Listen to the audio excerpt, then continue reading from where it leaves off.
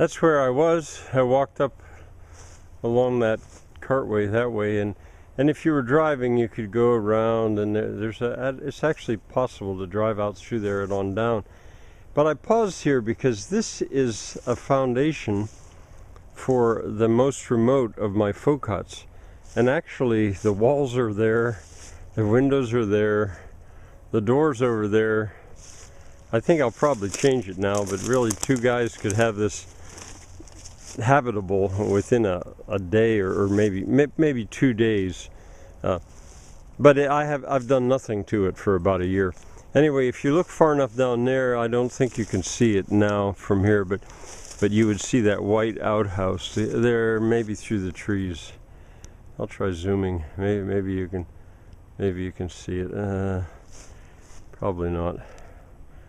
Anyway, I'm gonna, instead of going down to the campground, I'm gonna go down what's called the tram road. It's right over there. That's the tram road that I've just come down, and that actually is on my sister and brother-in-law's property, although that's very close to the property edge. And I stopped here because here is a weir, an important one. I named this after Michael. I used to call it Michael Dam. I would now call it Michael Weir, because it's not really a dam, it's a weir. Named after Michael Bruce Hernkane, a writer, a very good friend of mine, and he married a woman named Joyce, and after the water's turned to the side where it falls, I call that Joyce Falls.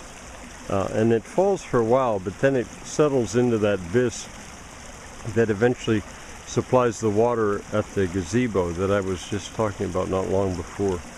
And you can see I'm diverting a lot of it, not all of it.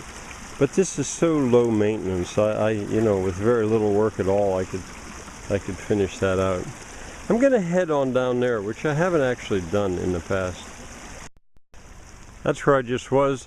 This is the remains of a batch bug bridge, building a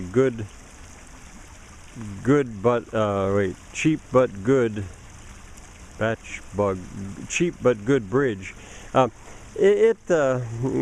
I'm probably going to dismantle it because actually I didn't use it right away. I didn't maintain it. But anyway, if you look in the records of Frank's school, you would see information about a batch bug in general, building a cheap but good bridge. My neighbor Andy and his girl, they found a better way to cross down here. Right there it is, because they were over there, and that is their work. That's one of the reasons I've come here. They have been working on harvesting some lumber. We're going to go there. That's where I was, and here is where Andy and Donna have been working. They are really quite amazing. With a chainsaw sawmill, they are milling out lumber enough for a building, and they're working with stuff that's dead. I'm going to go a little bit further over.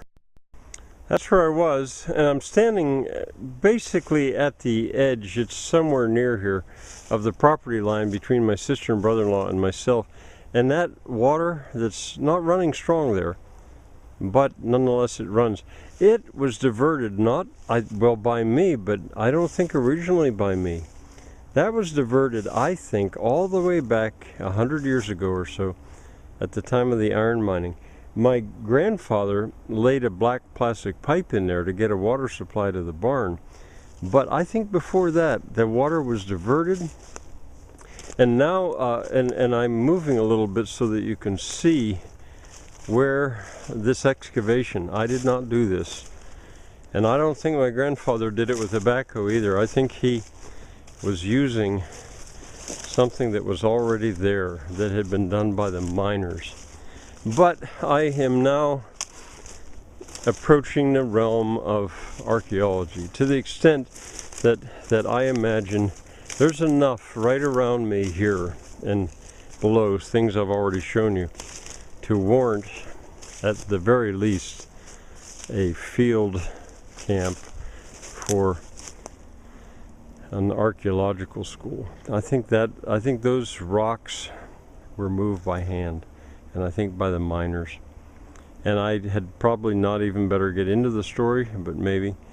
call this walk around an end. See if I could. There's the hill that I was up on. Bye for now.